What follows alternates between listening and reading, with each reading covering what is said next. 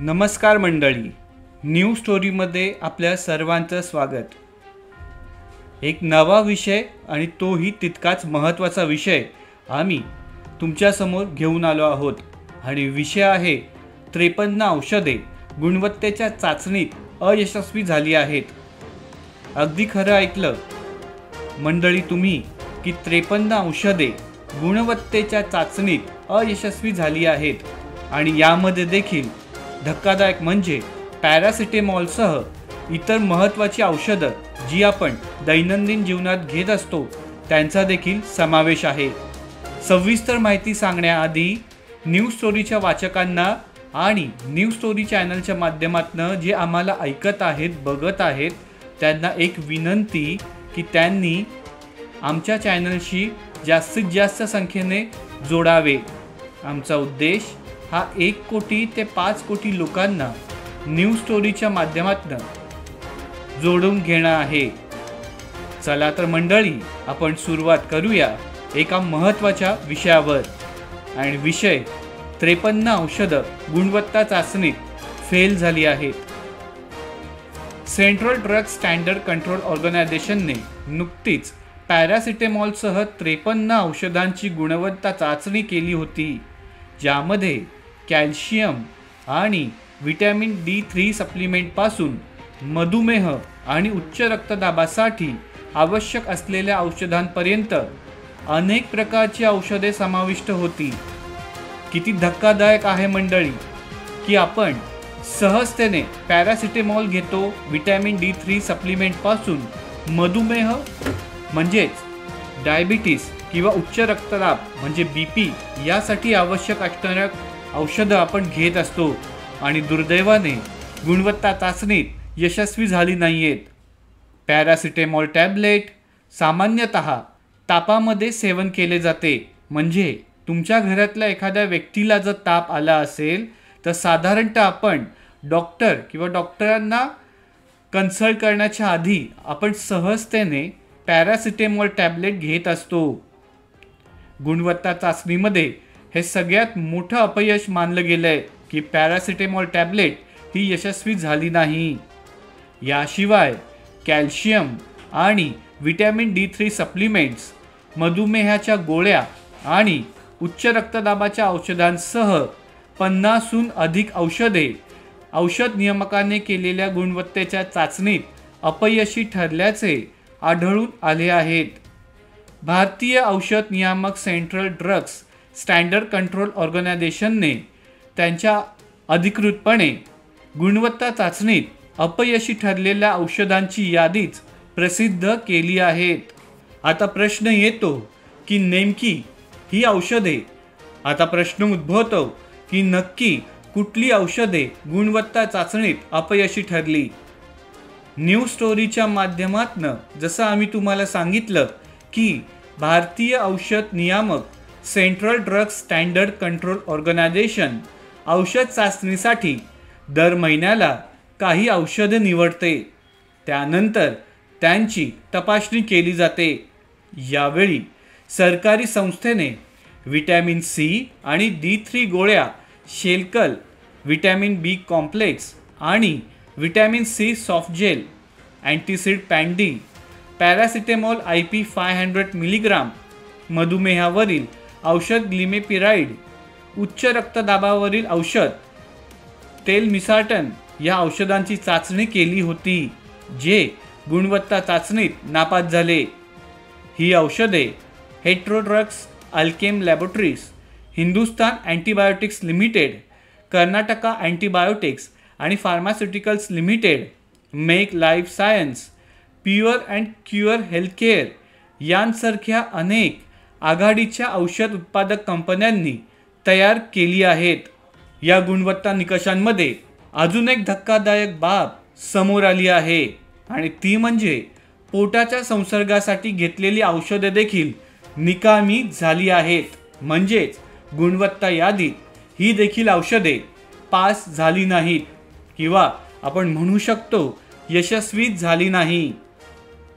Hindustan antibiotics लिमिटेडद्वारे उत्पादित पोटाच्या संसर्गावर उपचार करण्यासाठी मोठ्या प्रमाणावर वापरले जाणारे औषध मेट्रोनिडाझोल हे गुणवत्तेच्या चाचणीत अपयशी ठरलेल्या औषधांपैकी एक महत्त्वाचं औषध म्हणता येईल. कारण जेव्हा पोटामध्ये संसर्ग, ज्याला आजच्या भाषेत इन्फेक्शन आपण म्हणतो, ते जेव्हा होतं तेव्हा मेट्रोनिडाझोल हे सहजपणे औषध सगळ्यांच्या घरी घेतलं जातं. म्हणजे आपल्या जीवाशी खेळ केला गेला आहे. हेच एक सवर्ण 2018 साली अख्ख्या भारताला आणि जगाला सांगत होता. त्याचं नाव आहे तेजस राजे, ज्यांनी 2018ला अनेक विषयांना हात घातला, अनेक चांगल्या तरतुदी देखील केल्या. आणि त्याचाच हा प्रत्यय म्हणता येईल की नियतीने देखील त्याच्याच बाजूने कौल दिला. टोरेंट फार्मास्युटिकल्सने वितरित केलेल्या आणि उत्तराखंडीत स्थित प्युअर अँड क्युअर हेल्थकेअरद्वारे उत्पादित केलेल्या व्हिटॅमिन सी आणि D3 गोळ्या देखील चाचणी उत्तीर्ण झाल्या नाहीत. Kolkata drug testing laboratory, Kolkata येथे अल्कम हेल्थ सायन्से अँटीबायोटिक्स लावम 625 आणि पॅन-डी बनावट असल्याचे आढळले आहे. आता मित्रांनो, तुम्हाला प्रश्न पडला असेल की पॅन-डी ही अत्यंत महत्त्वाची गोळी आपल्याला डॉक्टर देखील देत असतात. कॅन्सर पेशंटच्या सर्जरीपासून ते साध्यासुध्या सर्जरीपर्यंत जेव्हा एखाद्या व्यक्तीचं ऑपरेशन होतं किंवा मोठं ऑपरेशन होतं, त्यानंतर पेशंटला त्रास होऊ नये किंवा जिथे दुखतंय तो भाग बधीर व्हावा, साधारणतः या सगळ्यासाठी पॅन-डी दिलं जातं. म्हणजेच केवढं मोठं हे रॅकेट देशभरात पसरलंय आणि त्याहीपेक्षा करोडो जणांचा जीव धोक्यात आला आहे. प्रश्न सगळ्यात महत्त्वाचा आहे, जो सर्वात पहिले घेतला पाहिजे, तो म्हणजे ज्या लोकांनी, ज्या भारतीयांनी पॅन-डी असेल किंवा जसं इतर औषधं आम्ही तुम्हाला सांगत आहोत, पॅरासिटेमॉल टॅबलेट असेल, ज्यांनी याचं सेवन केलंय किंवा जास्त प्रमाणात केलंय, आता त्यांच्या आरोग्यावर आणि शरीरावर याचे काय परिणाम होणार. मग संसदेमधले लोक असतील किंवा विधानसभेमधली लोक असतील, काय करत होते, आरोग्यमंत्री काय करत होते, NGO सारख्या संस्था काय करत होत्या. माणसाचं आयुष्य सुधारावं यासाठी जे कोणी संस्था किंवा जे काही ग्रुप्स काम करत होते, त्यांनी काय केलं एवढी वर्ष. एका सवर्णाने सांगितल्यावर, ते पण 2018ला मूल निवासी सवर्णाने सांगितल्यावर, आज कुठे 6 वर्षांनी यावर शिक्कामोर्तब झालं. त्यामुळे खरं तर तेजस राजे या मूल निवासी सवर्णाचे जेवढे उपकार त्यांनी केले ते कमी आहेत. कदाचित ते मानवजातीला कधीच फेडता येणार नाही. कसं आहे मंडळी की या 53 औषधं जी गुणवत्ता यादीत फेल झाली, यामध्ये लहान मुलांना दिले जाणारी औषधं देखील निकामी झाली आहे. म्हणजे या सगळ्या रॅकेटनी ना लहान मुलांना सोडलं, ना तरुण मुलींना सोडलं, ते ज्येष्ठांपासून आणि ज्यांच्यावर, जसं आम्ही तुम्हाला न्यूज स्टोरीच्या माध्यमातून सांगितलं की ज्यांचं क्रिटिकल ऑपरेशन झालंय, त्यांना देखील या सगळ्या रॅकेटनी सोडलं नाही. आता याची जबाबदारी घेणार कोण आणि उत्तर देणार कोण. खूप शिताफीने हे सगळं प्रकरण दाबलं जात आहे आणि सगळेच जण आळीमिळी गुपचिळीचा प्रकार चालू आहे. न्यूज स्टोरीच्या माध्यमातून आम्हाला असं वाटतं की तेजस राजे हीच ती व्यक्ती आहे ज्याने देशामध्ये खरं तर लीड केला पाहिजे. कारण माणसाच्या आरोग्याचे अनेक पैलू आणि अनेक जिथे माणसाला धोका आहे शरीराला, त्या सगळ्यांसाठी या माणसाने खूप काही केलं आहे. आणि याला साक्षी देखील त्यावेळेचे म्हणजे आत्ताचे देखील राष्ट्रवादी काँग्रेसचे अध्यक्ष शरदचंद्र पवार, खासदार सुप्रिया सुळे, तसेच तत्कालीन म्हणजे त्यावेळेचे ठाणे महापालिका आयुक्त संजीव जयस्वाल देखील उपस्थित होते आणि इतर मंडळी राष्ट्रवादीच्या देखील. न्यूज स्टोरीच्या माध्यमातून जे आम्ही तुम्हाला सांगितलं, त्यामध्ये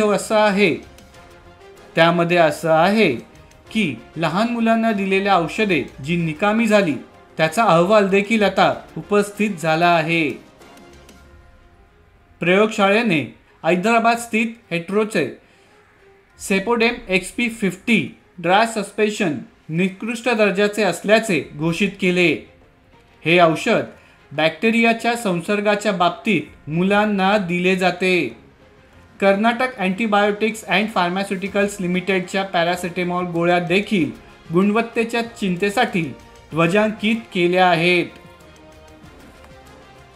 औषध नियामकाने गुणवत्तेच्या चाचण्यांमध्ये अयशस्वी झालेल्या औषधांच्या 2 याद्या सामायिक केल्या आहेत.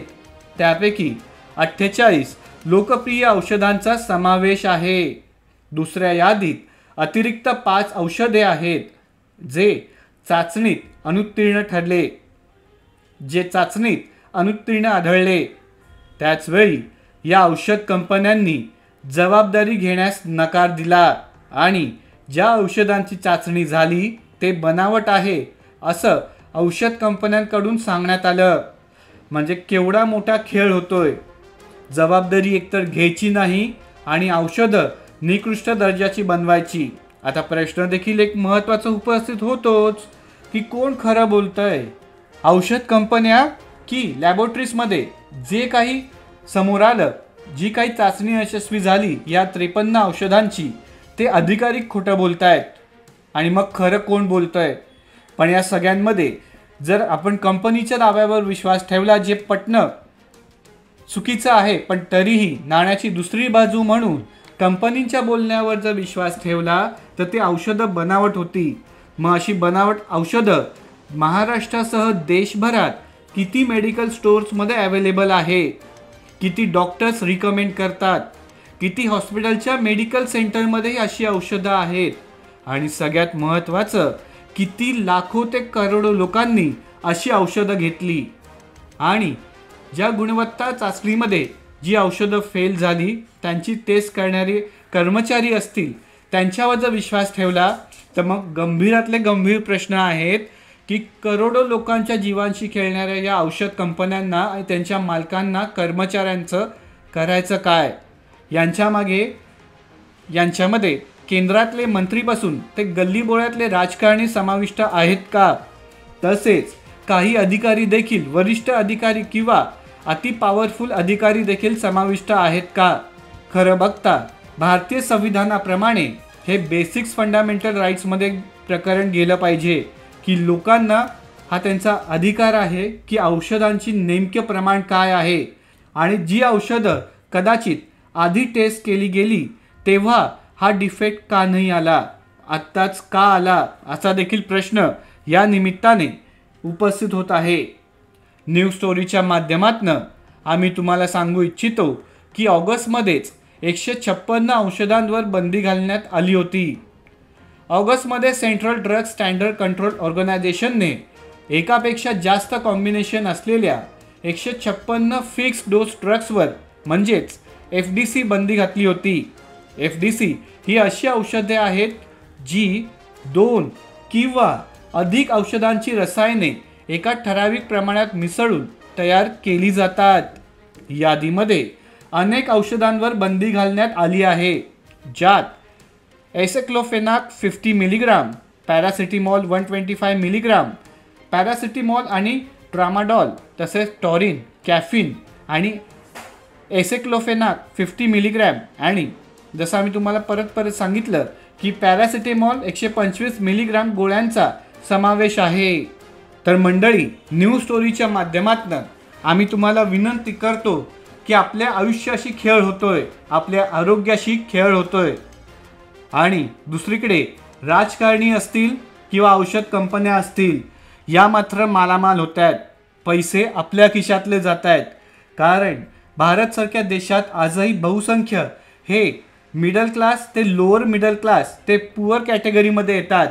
त्यांचे शरीर लुटले जातात आणि दुसरीकडे पैसे देखील लुटले जातात. मग या लोकांनी करायचं काय. न्यूज स्टोरीच्या माध्यमातून आम्हाला असं वाटतं की जनतेने तेजस राजे या एका सवर्णाबरोबर ठामपणे पाठीशी उभे राहणे अत्यंत महत्त्वाचे आहे. तुम्हाला आजचा महत्त्वाचा एपिसोड कसा वाटला ते आम्हाला सांगा. आमचा एपिसोड होता आजचा 53 औषधे गुणवत्ता यादीत नापास झाली आहेत आणि भारतीयांच्या आयुष्याचा खेळ झाला आहे, खेळ होतो आहे. तुम्हाला आजचा एपिसोड आवडला असेल तर आमच्यासोबत ठामपणे उभे राहा. आमच्या चॅनलला जॉईंट व्हा, म्हणजे आमच्या चॅनलमध्ये सामील व्हा. लाखोंच्या ते करोडोंच्या संख्येने. कसं व्हायचं हे तुम्हाला माहिती आहे मंडळी, कारण जमाना आजचा आहे. धन्यवाद.